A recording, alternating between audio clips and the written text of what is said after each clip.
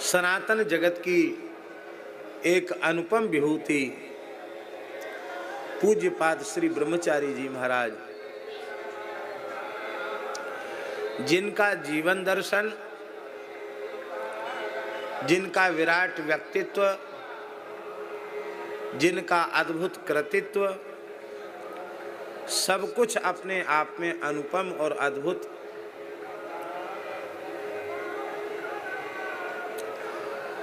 लोग कहते हैं तपस्या, तपश्चर्या। ब्रह्मचारी जी महाराज ने ध्यान देकर सुने, 12 वर्ष तक पूर्ण काष्ठ मौन में रहकर बिल्व वृक्ष के नीचे बैठकर इसी झूसी में 12 वर्ष तक गायत्री का जप किया। गंगा जल पान, बिल्व पत्र खाना और बिल्व फल खाना, बस यही उन्होंने 12 वर्ष तक केवल बिल्व का ही सेवन किया। 12 वर्ष तक लगातार गायत्री का जप किया उन्होंने। लगभग 300 ग्रंथ लिखे उन्होंने।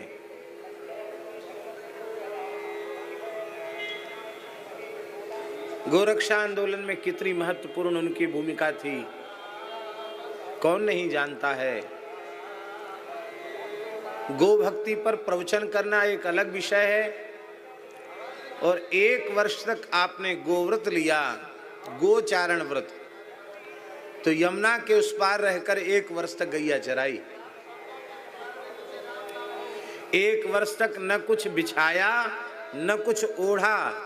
गोष्ठ में जहां गाय बंधती थी उनकी चरण रज में ही विश्राम, ब्रह्मचारी जी विश्राम करते थे। गाय को जौ खिला करके उनके गोबर में से जौ बीन कर खाते थे, बनाकर नहीं, जौ बीन कर खा लेना और 1 बार धारोष्ण गोदुग्ध ले लेना। और श्री कृष्ण गोविंद हरे मुरारे, हे नाथ नारायण वासुदेव, इसके अतिरिक्त किसी दूसरे शब्द का उच्चारण नहीं करना। श्री चैतन्य चरितावली जब उन्होंने लिखा, उस काल में श्री गंगा जी की त्रिवेणी धारा में नौका में बैठ करके जब तक चैतन्य चरित्र का चिंतन किया, तब तक निरंतर महामंत्र का जप किया उन्होंने। किसी की ओर देखे नहीं, किसी से बोले नहीं, कोई दूसरी प्रवृत्ति नहीं की। और चैतन्य चरितावली भी रोते रोते गंगा जी की धार में बैठ करके उन्होंने लिखा। ऐसे पूज्यपाद ब्रह्मचारी जी महाराज, इसी प्रयाग की महान विभूति। आप विचार कर सकते हैं कि अपने समय में नेहरू जी का राजनीतिक कद कितना ऊंचा था। नेहरू जी के जाने के बाद उस समय लोग कहते थे देश कैसे चलेगा, नेहरू जी चले गए तो देश अब कैसे चलेगा। उन नेहरू जी को इसी प्रयाग में चुनाव में चुनौती दी ब्रह्मचारी जी ने। उनके विरुद्ध आप खड़े हुए और नेहरू जी को अपनी प्रतिष्ठा बचाना मुश्किल हो गया। बड़े पैमाने पर राजनीतिक भ्रष्टाचार का प्रयोग किया गया और 13 वोटों से ब्रह्मचारी जी हारे नहीं, हरवाए गए। हारे नहीं, हरवाए गए। कितने वोट? मात्र 13 वोट।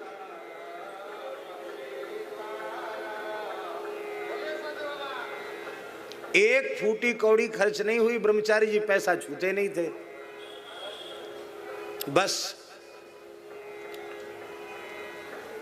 चुनाव प्रचार में ब्रह्मचारी जी ने घर घर जाकर तुलसी दल और गंगा जल देते। तुलसी और गंगा जैसी पवित्रता इस देश में चाहिए, तो इस विचारधारा का आदर करो। बस इतने ने ही देश में क्रांति खड़ी कर दी।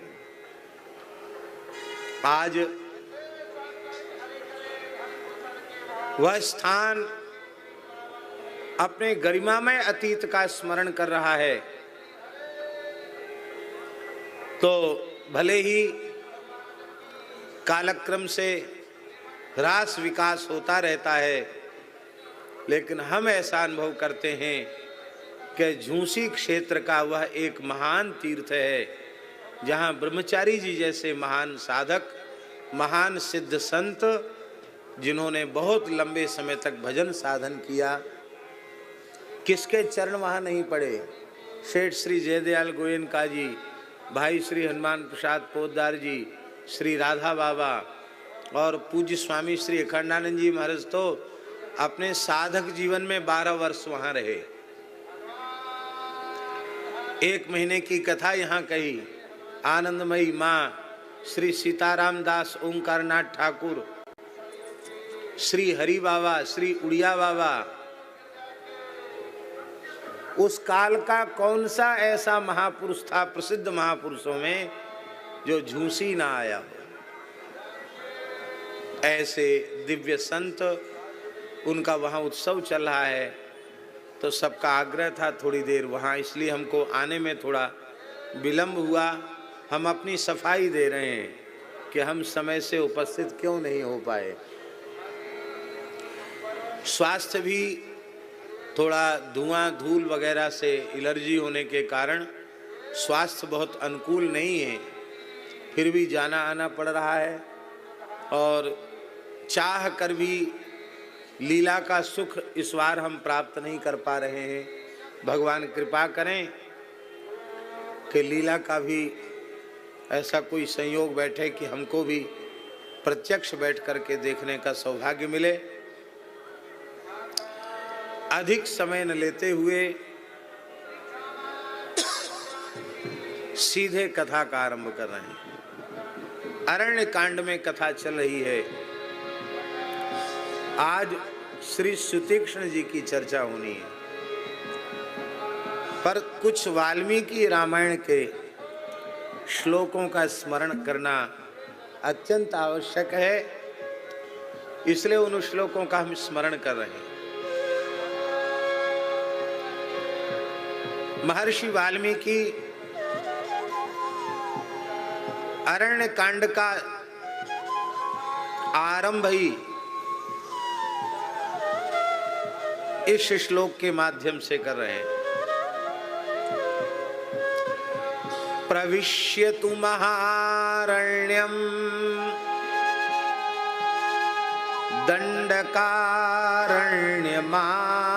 दंडकारण्यमात्मवान् रामो ददर्श दुर्धर्षस्तापसाश्रममण्डलम्। राम जी का विशेषण है आत्मवान। आत्मवान माने क्या होता है? आत्मा वाला। आत्मवान माने आत्मा वाला। तो क्या श्री राम जी आत्मा वाले नहीं है? वे तो समस्त चेतन जीव और अचेतन प्रकृति के शरीरी।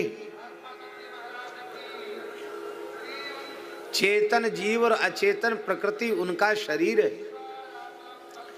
वे चिद विशिष्ट ब्रह्म हैं। वे तो आत्म स्वरूप ही है। उनका देह भी पांच भौतिक सप्त धातु विनिर्मित नहीं, वह सच्चिदानंद स्वरूप है। पर यहां वाल्मीकि जी राम जी का विशेषण दे रहे हैं आत्मवान। आत्मवान को जित क्रोधो ज्युतिमान को नसूय कहा। राम जी के गुणों में जिन गुणों से युक्त महापुरुष को पूछा है वाल्मीकि जी ने, उसमें एक आत्मवान भी है। कोन्वस्मिन् सांप्रतं लोके गुणवान कस्य वीर्यवान धर्मज्ञस्य कृतज्ञस्य सत्यवाक्यो दृढ़व्रतः आत्मवान को जित क्रोधो जितिमान को नुसूयकः कस्य बिभ्यति देवाश्च जातरोषस संयोगे एतदिच्छाम्यहं श्रोतुं परम कौतूहलं हि मे महर्षे त्वं समर्थोसि ज्ञातुमेवं विधम नरम। ये प्रश्न है महर्षि वाल्मीकि का। 16 गुण पूछे और षोडश कला पुरुषः, इन 16 कलाओं में 16 गुणों में परिपूर्ण परब्रह्म परमात्मा भगवान श्री राम का लोक मंगलकारी चरित्र सन्निविष्ट है, सन्निहित है। वहां आत्मवान शब्द का अर्थ है कि भगवान सदा सर्वदा अपने स्वरूप में ही अवस्थित रहते हैं, वे कभी स्वरूप से विच्युत नहीं होते हैं। वहां आत्मान शब्द का अर्थ ये है। पर यहां आत्मवान शब्द का अर्थ क्या है? दास को ऐसा लगता है कि भगवान की आत्मा वस्तुतः संत ही, भक्त ही है, ज्ञानी महापुरुष ही है, ऋषिगण ही भगवान की आत्मा है।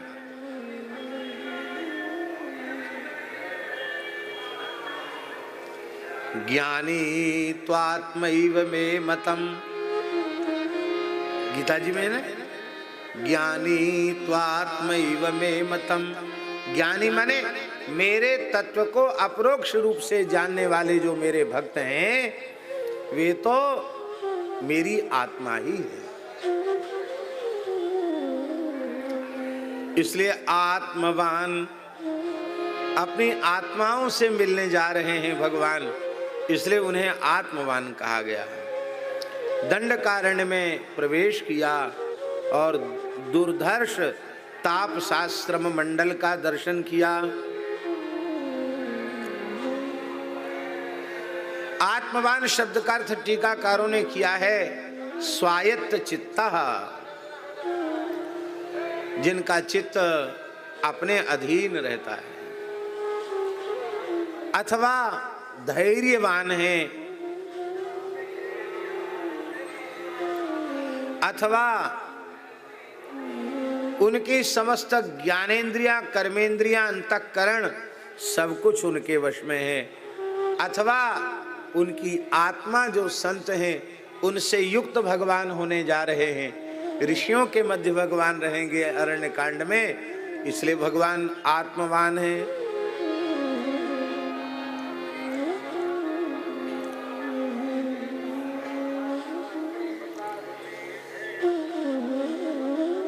दृष्ट्वा तद्दृष्ट्वा राघव श्रीमास तापसाश्रम मंडलम अभ्यगच्छन् महातेजा विजयं कृत्वा महद्धनु।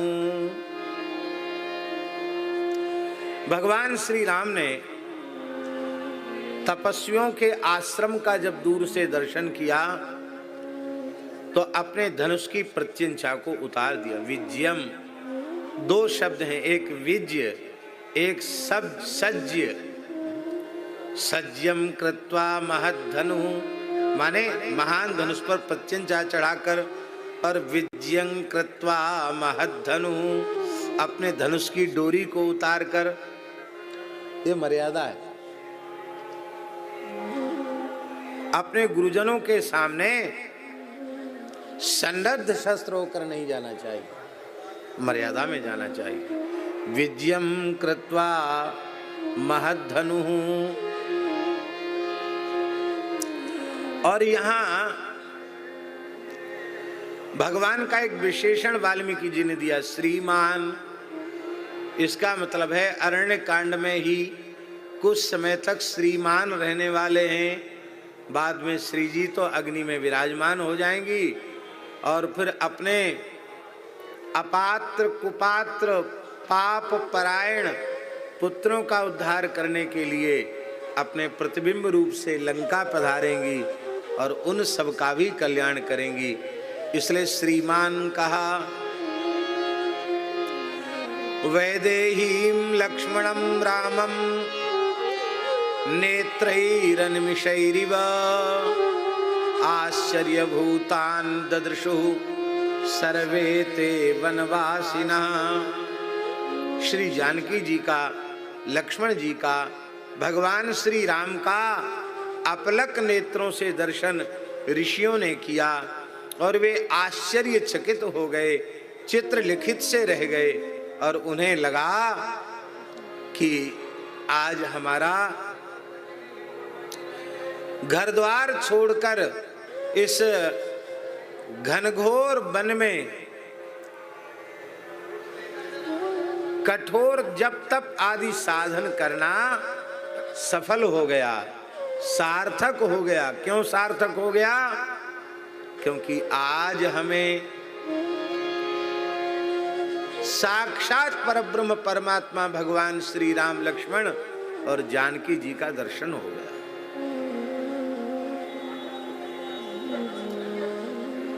आहा हा। और ऋषियों ने भगवान से प्रार्थना की, ते वयं भवता रक्ष्या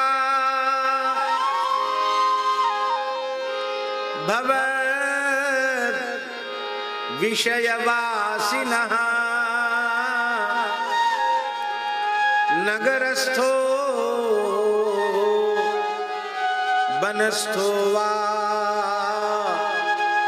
त्वं नो राजा जनेश्वरा। वाल्मीकि रामायण के इस श्लोक की जितनी व्याख्या की जाए उतनी कम है। ये केवल दंडकारण्य के ऋषि कह नहीं रहे, वे अपना इस प्रकार का भाव व्यक्त करके हम सबको प्रेरणा दे रहे हैं कि हम सभी शरणागत भगवत भक्त वैष्णवों को, भगवत शरणागतों को, प्रपन्नों को किस प्रकार का चिंतन करना चाहिए, किस प्रकार का भाव रखना चाहिए और किस प्रकार के भाव से भावित होकर जीवित रहना चाहिए।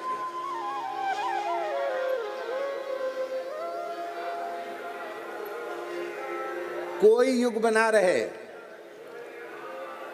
ध्यान में आई बात, कोई भी युग बना रहे और कैसा भी भयंकर काल बना रहे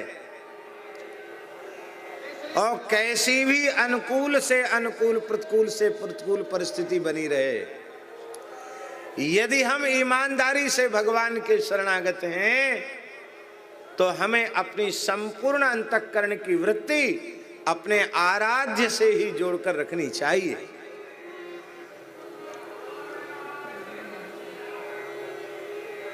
आज हम अमुक पार्टी के हैं, हम अमुक दल के हैं, हम अमुक हैं, हम अमुक हैं, इस प्रकार का जो भाव है उस भाव में हम लोग रहते हैं।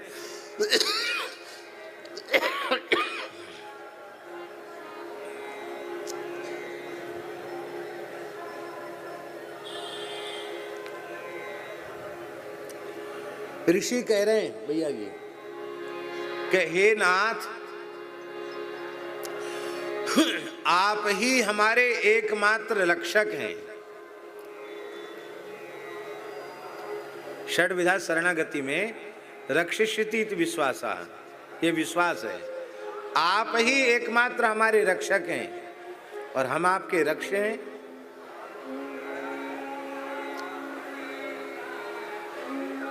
रक्षक का कर्तव्य है कि रक्ष की रक्षा करे, तो आप ही हमारी रक्षा कर रहे हैं। और हे भगवान, हम कहां रह रहे हैं? पहली बात साधक को यह अपने मन में पक्की रखनी है कि हम केवल भगवान के हैं और केवल भगवान ही हमारे हैं। हम रक्ष्य हैं और भगवान ही हमारे रक्षक हैं। ये बात मन में पक्की हो जाए तो हे नाथ, हे मेरे नाथ, मेरी रक्षा करो, ये पुकार भी नहीं करनी पड़ेगी, ये प्रार्थना नहीं करनी पड़ेगी। श्री प्रहलाद जी का चरित्र इसका प्रमाण है। संपूर्ण प्रहलाद चरित्र में कहीं भी रक्षमाम त्राहिमाम पाहिमाम नहीं है। कितना सताया गया प्रहलाद जी को, कितनी पीड़ा पहुंचाई गई, मारने के कितने उपक्रम किए गए, लेकिन प्रहलाद जी कहीं भी हे नाथ मेरी रक्षा करो ये नहीं कहते। क्यों? कहने की आवश्यकता क्या है? जब भगवान हमारे रक्षक हैं और हम उनके रक्ष हैं तो कहने की आवश्यकता क्या है? क्यों कहें?